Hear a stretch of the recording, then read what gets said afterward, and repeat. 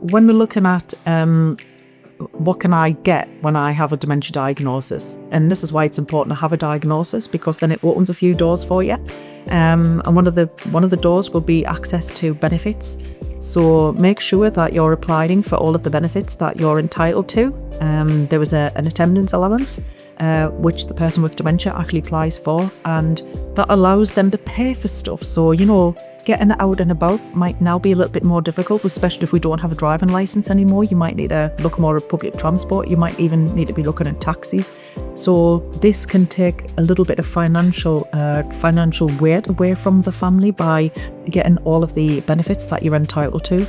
I'd also be looking at applying for your blue badge. This is sometimes quite difficult because a person with dementia might still have really good mobility, and that's why you really need some help in filling the form in.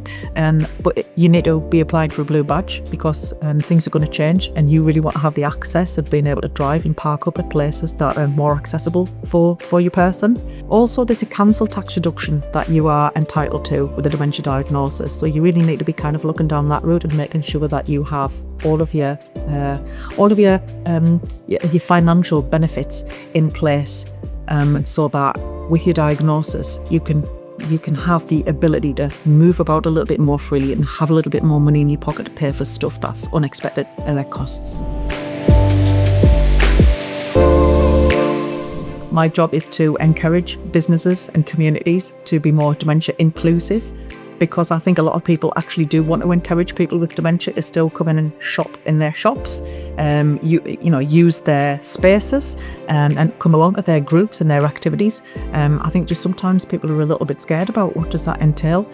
And so just to be given the confidence to be able to allow people to adapt the way that they do stuff, just sometimes this tiniest little shift, and advertise the fact that we're encouraging people with dementia to use these spaces is a really good thing. You can also volunteer. So Dementia Forward, we run quite a lot of groups and hub clubs and activities. And if you wanted to volunteer for us, then get in touch with Dementia Forward and we'll talk you through that. But there's loads of other volunteering opportunities outside of the North Yorkshire area where you can actually make a difference to people with dementia by going along and volunteering at a cafe or a hub club and helping out for the day, giving the carer some respite and upskilling yourself as well as to the needs of a person with dementia.